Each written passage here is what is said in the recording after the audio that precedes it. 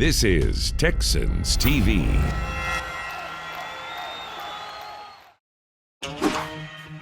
Lovie Smith's in charge, but who are his assistants? The opportunity to work with Lovie Smith has just been incredible. So I'm extremely happy to be here and can't wait to get to work. We dive a little deeper into some of the new coaches next on Texans 360. We are ready to rock in Houston. Rock and roll.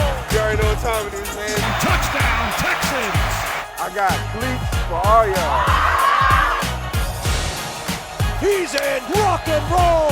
That's when you think you've seen it all. There's always something else. Let's go. They go home. They go home.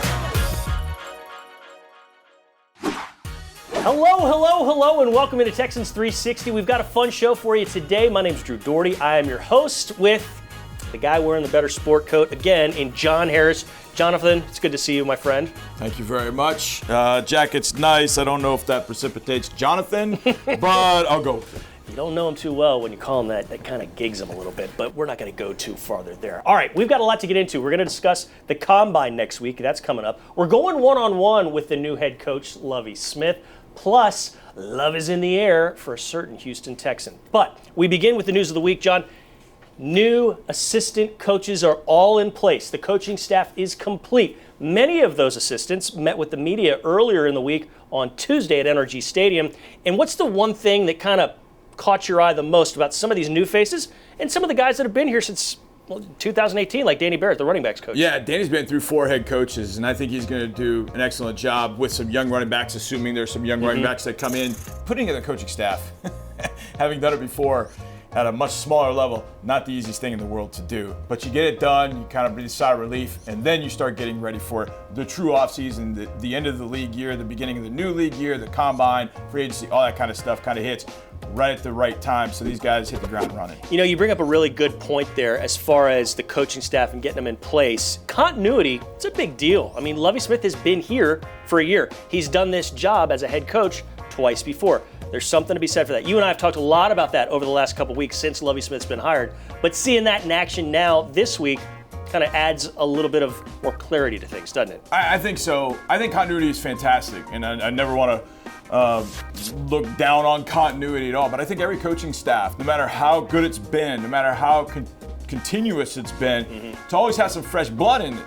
There is continuity, but there are new ideas coming in. Right. Because new coaches coming in, bringing new ideas and how they're doing things. And I think that's the way a great coaching staff is.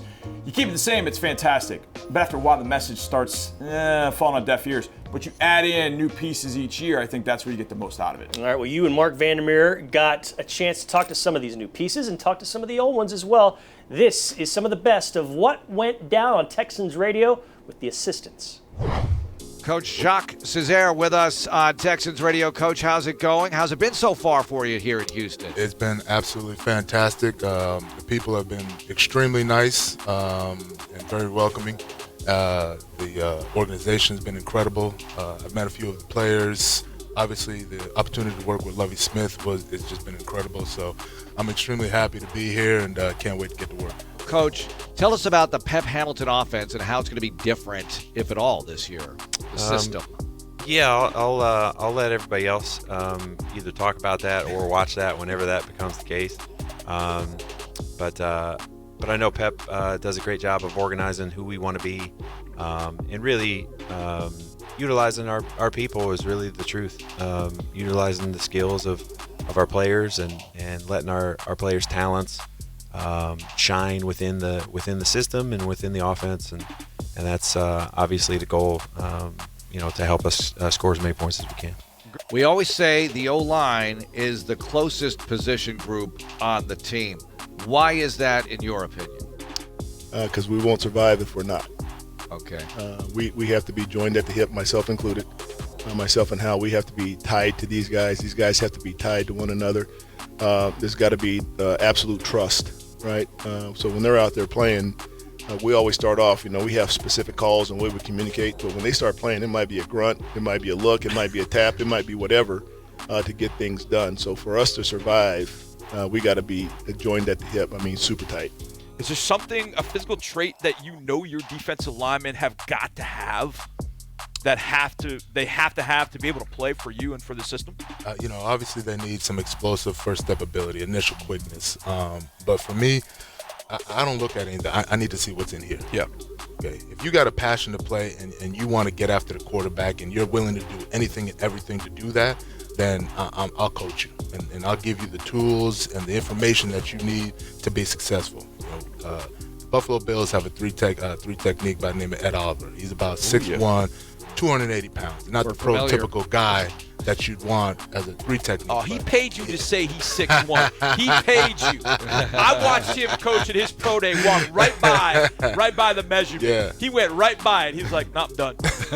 Just tell him I'm 6'1". Yeah, but what people don't know about Ed is that he's probably 7'5" in heart. Yeah. Okay. And that's what we're looking for. I just want a guy that is passionate and wants to play every single day, wants to practice every day, wants to play every day. Isn't too cool to school, wants to come out here and play the best ball that he can and do it for the fans. Yeah. Do it for his team, do it for his family members, do it for himself. What was it like working with Lovie Smith prior to this at Tampa Bay? I love working with Lovie. One thing about Lovie now, he's pretty clear about what he wants, what the expectations are for the coaches, for the players.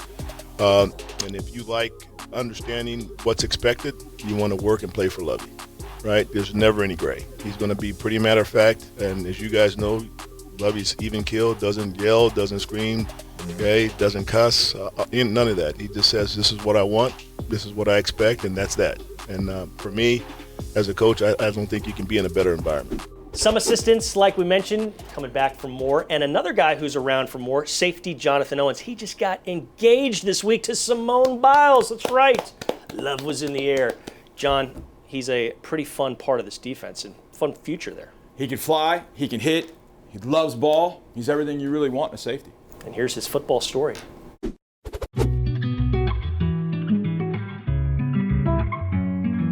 St. Louis, Missouri, born and raised. Pretty hybrid kid, man. Played a bunch of sports. I was actually a basketball player first. And I didn't start playing football until I was 12. My sister forced me to go to practice because she was dating one of the coaches. I turned out to be one of the fastest guys on the team. I hated defense, though. I wasn't a physical guy. I just kind of liked the excitement, the team aspect of it, and just playing with my friends. It was easy to make friends. As a young kid, that was just kind of what meant a lot to me. I went to Missouri Western State. Basically, that was really one of the only schools that offered me a scholarship coming out of high school. My first year going in, I redshirted. My second year, I basically started, got a lot of playing time, man, and just was able to really develop my skills. I really was challenged every day by my teammates, and it really made me appreciate a lot more things just because I wasn't given all those luxuries, that bigger schools had. I loved it, man. I wouldn't change anything about the route. It made the journey, that much better. I signed with my agent, and he believed in me. He told me he wanted to send me down to Fort Worth for me to train for my pro day. So end up going, and I'm training with a bunch of Division I guys. And so I kind of really went there with a chip on my shoulder because I wanted to prove that I belonged, with those guys with the bigger name, LSU, Alabama. So I just went there every day, and my goal was just to outwork the guys that I was basically training with every day. And come around pro day, I had the highest vertical in my whole draft class.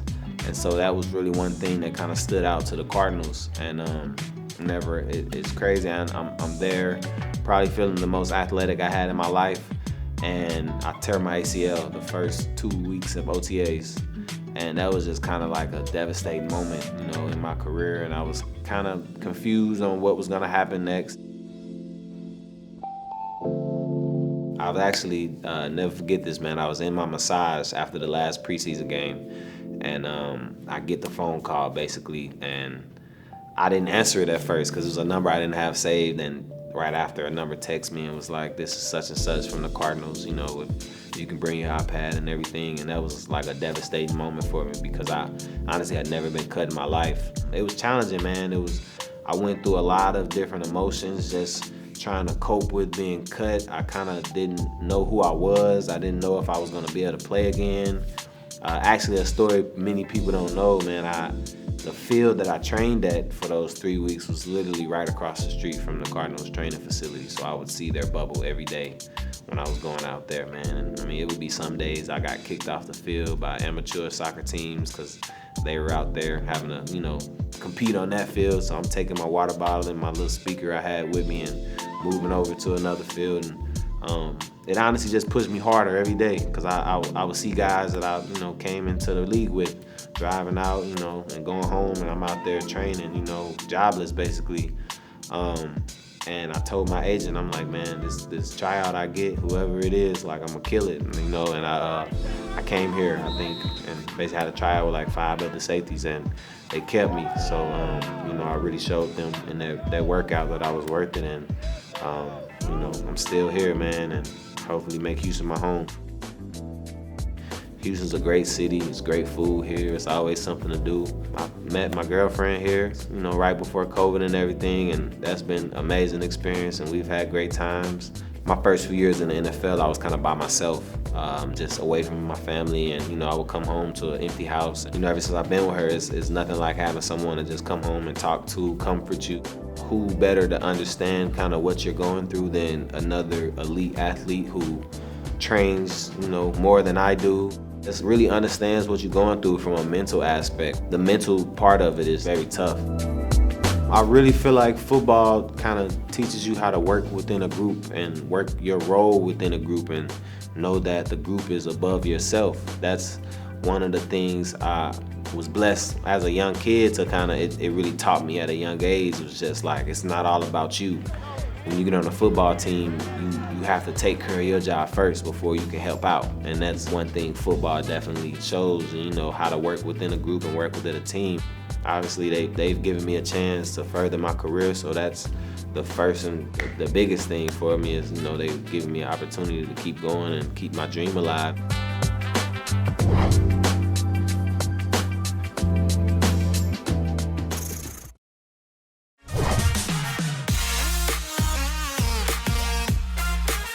We're back. Drew Doherty, John Harris, the team analyst, radio sideline host. It's one of my favorite weeks of the year. The Combine is upon us in Indianapolis. We're flying out on Monday. We'll be there all week. This is a very important week for every NFL team, especially so for the Texans, though. Yeah, you get an opportunity to meet these players for the first time. Well, Nick Caserio does. Yeah. He gets a chance to meet these players for the first time. He's probably seen a good number of them on the road. We know he spent the year going out on the road, but the scouts know these guys. They've met with them at senior all-star games. The ones you really get a chance to know are the underclassmen. Mm-hmm. You maybe not had a chance to meet some of these guys because some of them were kind of surprises, potentially, but you get the opportunity to sit down and meet with them. And then, of course, we all get to see them work out and see that on NFL Networks. Now, last year, the media, we really weren't involved. We didn't get to go last year, so that was no fun. I've been to every other combine since the one that started in 2010, so I'm going back there. A lot has changed in that time, and a lot's going to be different now versus the one we went to back in 2020. I think because there's going to be a lot of us. Yeah. And when you ask NFL people, and I've asked coaches, I've asked GMs, what's the difference in the combine now versus when you started going? And the very first thing out of every one of their mouths is media. The media and the people and the writers and analysts, that's the biggest change. There's so many of them, so we're invading in some sense. Yes, we are, and we're invading your living room or wherever you're watching this because Texans 360 rolls on in just a moment with more on the 53 from Jon Weeks.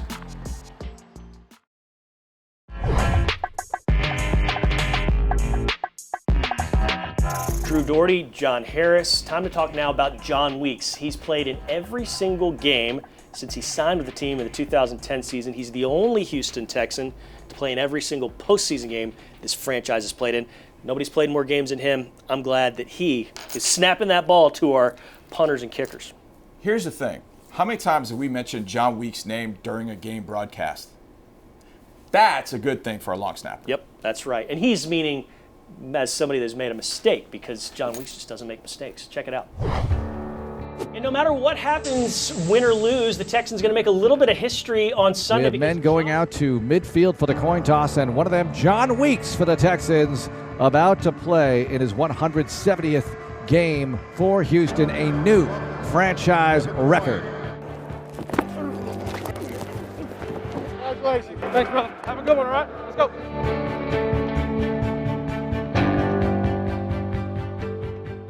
Jon Weeks will snap. Anger with the hold. Fairbairn's kick is up, and it's good. The famous saying is that you judge a long snapper by not really knowing who the player is, right? I think nothing shows me that the organization has faith in me more than continually let me go out there and do my job at a high level. I've been able to do that for whatever number we're at now, and continually hope to increase that is something that I'm working towards and very proud of. No, I can only hope as a snapper that I can continue to do that at a high level. Hey, good job, boy. Good job. Yeah, that's perfect. I always liked that it was kind of a thankless job. I've always liked to just stay under the radar. It was one of those things where the more work I put into it, the more comfortable I got with it and the better I got with it. I thought I had a chance to be good at it. I thought it was going to give me the opportunity to go to a very good school and get a great education, so I continued to work at it, and here we are. There was a time for 2 years when I was out of football working towards becoming a firefighter that I thought that dream and that reality of becoming a professional football player was over, and that's fine. Jonathan Weeks, Baylor University. That's a strike. Gave myself a few months, told myself I'd give it one more crack at it, and prepared for that camp, and when I showed up, I had a good day. Perfect. The first time I got to actually put on the uniform was back in my hometown of Phoenix for the preseason. So getting to experience the moment of putting on the NFL jersey for the first time with all the people that had encouraged me for those 2 years to continue to work towards my dream and my goal, that was probably the most special moment for me. All right, here we go. Come on. To give it one more go and to be able to sign with the team and then to continuously be going, to look back 11 years later and just look back at my journey and my career is something that I'll cherish and be very proud of. The snap is down, snap is down, snap is down, and it's coming from my peers, coming from the guys that I share the field with every day, to have their respect is kind of, for me, what it's all about. As long as I know that those guys in the locker room, they respect me, they know that, I'm willing to do whatever I can for the team, whatever I can for the city, and when a time comes and we're called upon to go hit a game-winning field goal, to know that those guys trust me and know that I'm going to deliver my guys a good ball to put it through the uprights, that's what means the world to me, and I'm thankful for every play I get to share in the uniform. Weeks with the snap, Anger with the hold. The snap is down, Fairbairn's kick is up, and it's good! And the Texans go to the divisional round in dramatic fashion!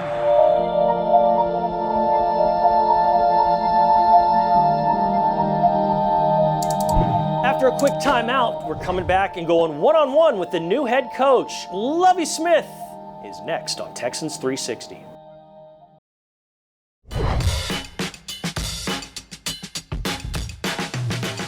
Texans 360 rolls on. Drew Doherty, John Harrison, Lovie Smith has got his staff in place, and he loves draft prep and draft evaluation. Kind of like you, huh?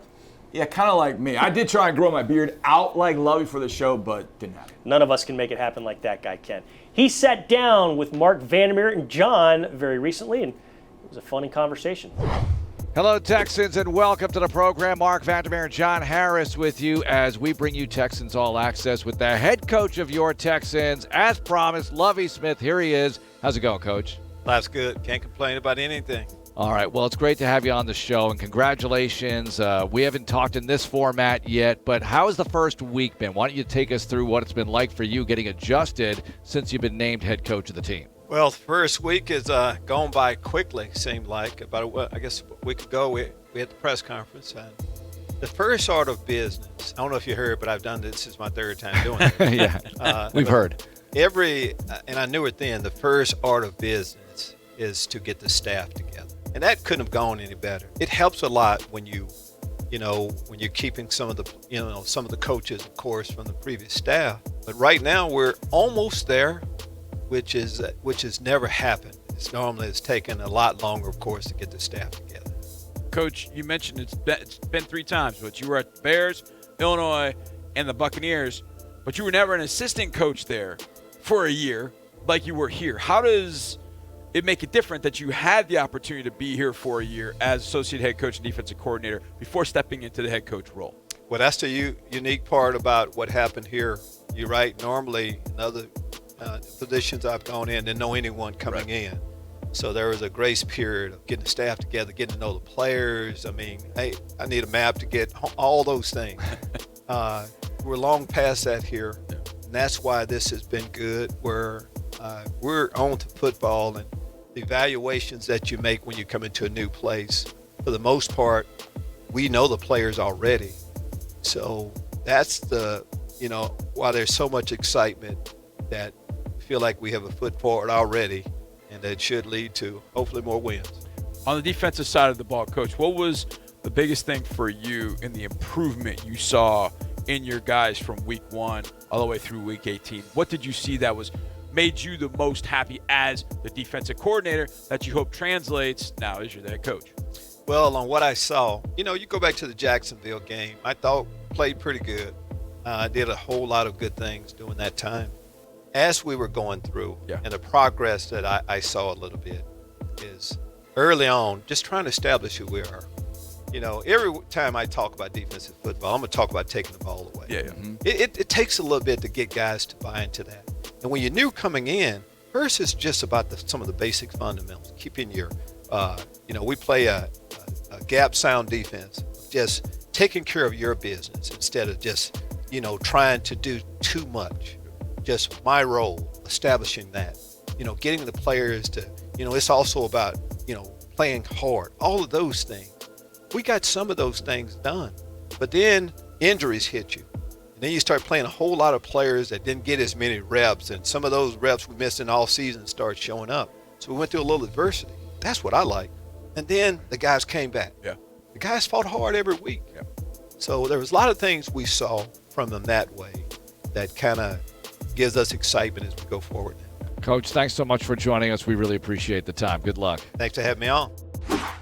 Well, we're all out of time for this week's show, and next week we'll be at the Combine in Indianapolis. That's where the show originates from, and I know you're excited about that. See a smile on my face? Yeah, because is it because of the Combine, or is it because of the steak we're going to have on Wednesday night? Both. Do I have to choose? You don't. That's the beauty of it all. Well, a lot of people made this show happen, like Tyler Sudar, Caroline Jordan, Huffy, that's Jared Huff, as well as Tyler Marcotte. So thanks to all of them, and thanks to you for watching. We really do appreciate it. We'll see you next time on Texans 360.